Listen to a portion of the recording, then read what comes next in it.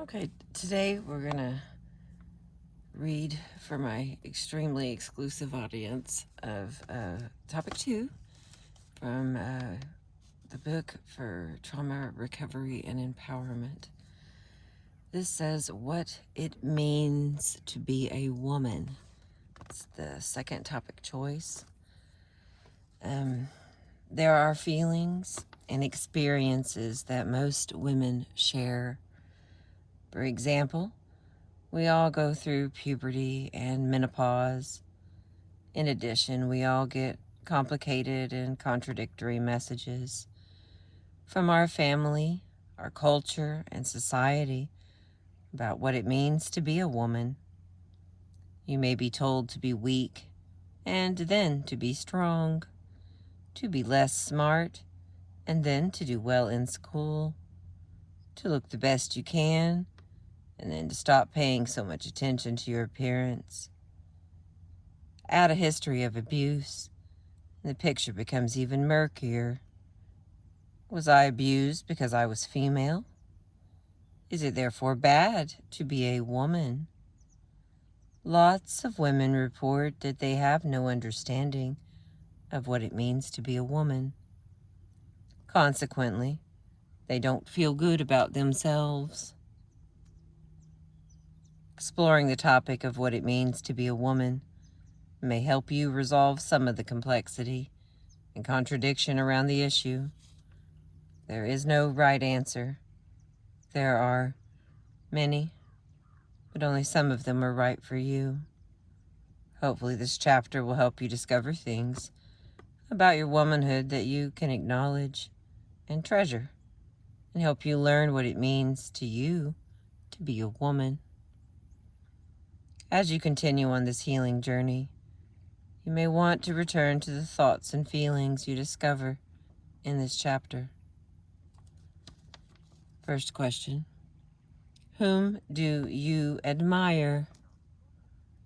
In thinking about your own feminine qualities, it helps to think of other women, especially women you admire. These people can be anyone: someone you know well, a prominent person you have never met, or even historical figures such as Amelia Earhart or Harriet Tubman. Mary Ellen shares the following about women she admires and who have served as role models in her life. The first woman I admired were my grandmothers, both of them. One of them had 5 children and the other 12. They worked hard from morning until night. They never thought of going out to dinner or catching a movie. They were very warm, compassionate women who seemed to know instinctively just what a little girl needed to feel safe and secure. I have fond memories of being held and cuddled. They were also both great pie makers, and I love to make pie and eat it. As I grew up, I developed a deep admiration for Eleanor Roosevelt. She seemed to break through all the stereotypes of what a woman should do and not do, and did whatever it was she wanted to do. She stood tall and spoke out. Hooray for Eleanor! I try to think of her whenever I feel limitations in my life. From her I learned there are no limits to what I can do. She influenced me to have dreams and goals, to believe I could be whatever it was I wanted to be. Then there's my daughter Patty. At 36, Patty has designed her life the way she wants it to be and continues to refine it. She's definitely in charge. She has always felt comfortable living where she wants to live, spending time with the people of her choice, dressing the way she likes to dress, and doing things she likes to do. That means sleeping outdoors in a tent in the summer. She didn't fall prey to living her life according to society's rules. Now, we got some lines here for filling it in. So I'll slow down here so everyone has a chance to think. Think of one or several women whom you admire Who are they? The next area for writing things down. Think about one of these women for several minutes. Do whatever helps you to think. You can get up and walk around or lean back and relax with your eyes closed. What was it about this woman as a woman that felt good to you? Repeat this exercise for each of the women that you thought of.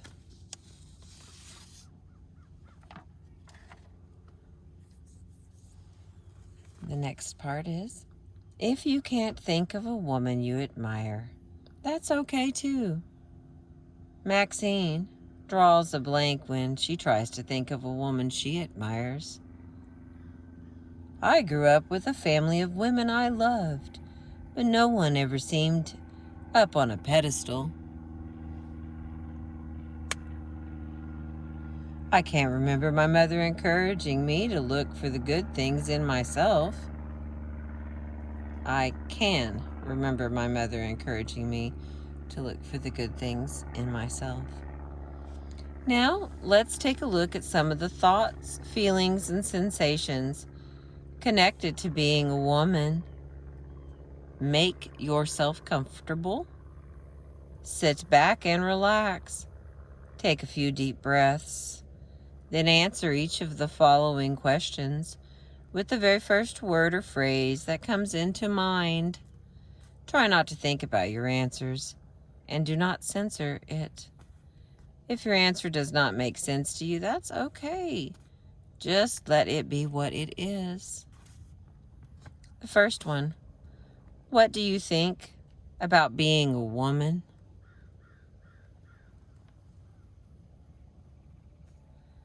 The second one, what do you feel about being a woman?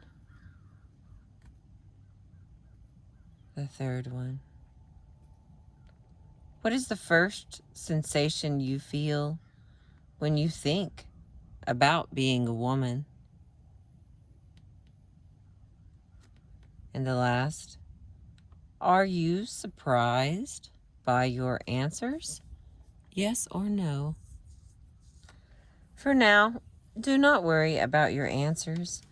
As you proceed with this work, you will get a clearer understanding of these answers and what they mean to you. Gender issues is the next area. Almost every woman has, at some time, wished she were a boy. As Mary Ellen explains, I wished I was a boy when my brothers were playing ball and I was expected to stay in the house and play quietly with my paper dolls. I had a friend whose parents were always trying to coax her down out of a tree and convince her to do something more ladylike. The word tomboy has negative connotations for some of us and positive connotations for others. First question to consider. Have you ever wished that you were a boy? If so, when was that? The next one. Why did you wish you were a boy? And the next one. Do you still feel there are some advantages to being a male? If so, what are they?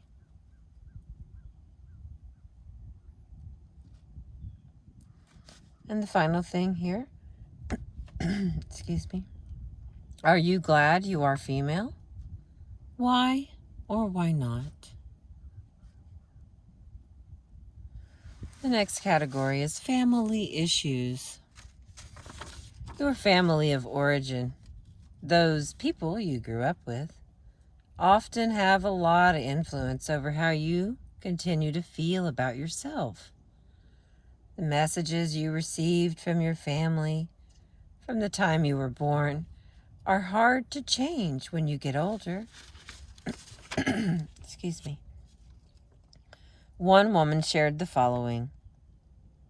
In my family of 7 people, it was expected that the 2 girls would take care of all the household chores after our mother was hospitalized. She was hospitalized for 8 years. My brothers watched television and were off playing with their friends, while my sister and I did the dishes, cleaned the house, and washed the clothes using an old Ringer type washing machine. We didn't have any time for play or to be involved with after-school activities. I didn't think about it too much then because it was just the way things were. When I think of it now, it makes me angry. Another woman told us, in my family, I was the special one. I was put up on a pedestal. Everyone always thought I was so cute. I was dressed in lacy, frilly little outfits. I got whatever I wanted. My appearance, my cuteness, was everything. When my father's friends came over, I was told to kiss everyone on the cheek. My brothers were expected to play ball and get dirty, and I was expected to play quietly with dolls. As an adult, it has been hard for me to learn that my value is not based on being a cute little girl, but on my positive and unique attributes. It's taken me years to learn to stand up for myself, to make my own decisions, and do what I want with my life. Maxine remembers a story she heard growing up. My father was so certain that his first child would be a son that he bet a friend $100 I would be a boy. Although my parents assured me they were delighted with a girl, I could not help feeling that I had somehow let them down. I have worked hard to be better than any son they might have had. The first question here is for you to answer, hopefully. What messages did you get from your family about what it means to be a woman?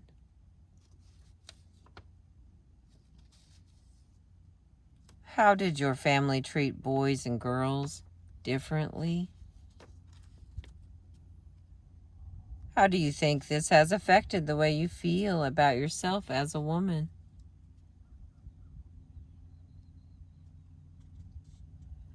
Have you done anything to counteract erroneous messages you learned from your family about being a woman?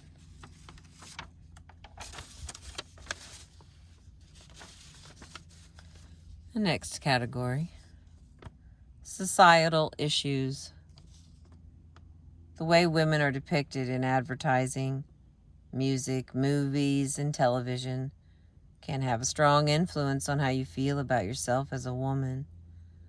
The television ad that shows the well-dressed, slim woman mopping a kitchen floor that is cleaner than any normal home carries with it a message that tries to say something about who women are, what they should look like, and what they should do.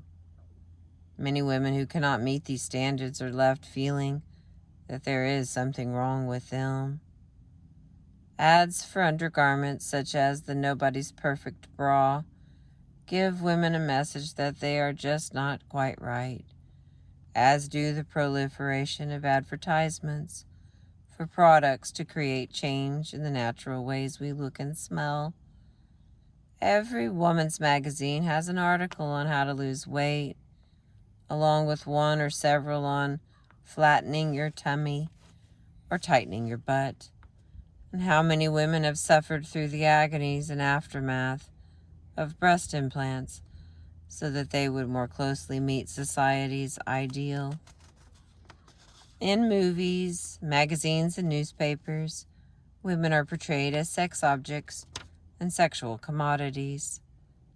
Check out the pictures and lead stories in the magazines and newspapers as you leave the supermarket and register how they make you feel about yourself as a woman. Based on these 3 lines, you should write that down. The next part is think about And if you want to, describe a cultural or media incident that has made you feel bad about yourself or about the way women are viewed in our society. Many women are actively working to ensure that, in the future, women will be positively depicted in the media and throughout our culture. Meanwhile, you need to focus on liking yourself as you are, not the way someone else tries to make you think you should be. Next category, who am I? Now that you have thought about the concept of being a woman and how that is related to other women in our lives, our family, and our culture, think about who you are as a unique and special woman by doing the following exercises. What roles do you have in life? Circle all that apply and add any that are not in the list. Mother, grandmother, aunt, friend, partner, wife, lover, head of household, housekeeper, cook, wage earner, employee, employer, business owner, chauffeur, caretaker, buyer, manager, social director, confidant, supporter. Many women report that when they look at their list, they feel just like a juggler, trying to keep all the balls in the air at the same time. Just realizing how many roles they have give many women a greater appreciation of themselves in dealing with the complexity of life. Remember, you are still a complete woman, regardless of the number and nature of the roles that you circled. Maxine does not have children, and she used to wonder if she could be a real woman without being a mother. Now she realizes that being a real woman is not dependent on whether or not she chooses to have children. How would you describe yourself? List adjectives such as happy, generous, joyous, caring, warm, creative, inhibited, sad, quiet, noisy, introverted, and or extroverted. So then you write out, how would you describe yourself with adjectives? How would you describe yourself physically? Try to remember that whatever you look like, you look great. Here's a visualization exercise that might help you think good thoughts about yourself physically. Sit back and relax. Take a few deep breaths. Then take a few minutes to focus your attention on each part of your body.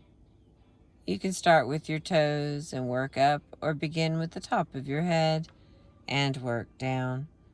As you focus on each part of your body, think about what it does for you and appreciate it.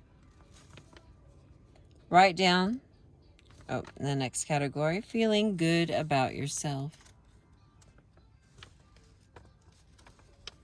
Write down 3 or more things that you have achieved in your life that you feel proud of. They don't have to be grand things. They can be as simple as, I got an A on a test in high school, or I can make great spaghetti, or I have a beautiful garden. And there's a spot there for you to write those things down. 3 or more things that you have achieved in your life that you feel proud of. Get a pen and a sheet of colored paper. Spend 10 minutes writing down everything good you can think of about yourself. Everything goes as long as it's positive.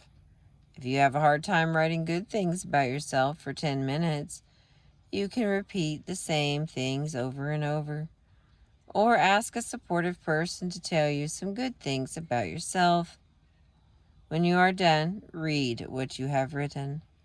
Then fold it up and put it under your pillow, on your bedside table, or in your pocket. Read it before you go to bed at night, when you first get up in the morning, or whenever you have a free moment. Read it aloud whenever you can. Read it to a supportive friend. The last little area here is optional activities.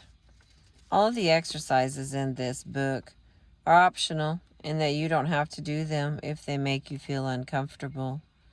When we use the term optional, we mean that the activities we're about to list do not necessarily have to fit into the weekly hour that you've set aside to work in this book. They can be done when and if you feel like it, and if it's convenient for you. Number 1, set up a place to honor yourself. You may wish to call it an altar.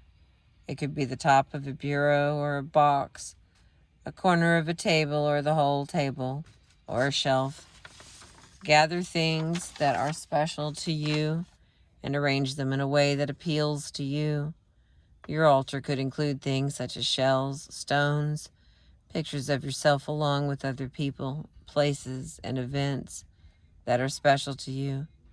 Knickknacks, jewelry, candles, or notes and cards. If you don't have a place to create an altar, keep these items in a special bag. It could even be a bag that you carry with you. Number 2, make yourself a personal scrapbook. Include pictures of yourself at various times in your life, drawings, pictures cut out of magazines and writings, either your own or special poems or sayings you enjoy.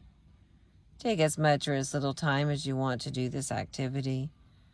When you have finished working on it, keep it in a special place and look at it regularly. Add new things to the scrapbook as you discover them.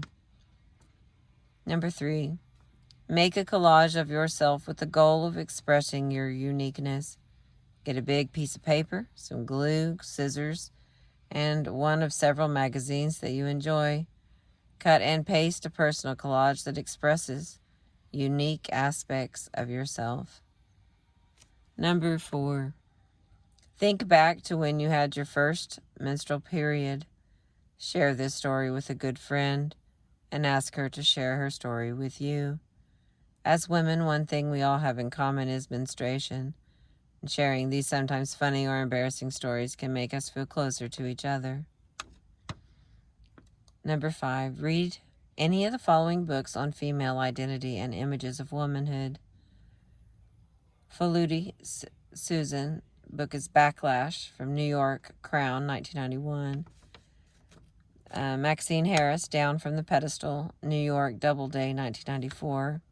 Carolyn Hilbrun, Reinventing Womanhood, New York, Norton, 1976. Bell Hooks, Ain't I a Woman? Black Women and Feminism, Boston, South End Press, 1981. Marty Ireland, Reconceiving Women, New York, Guilford, 1993.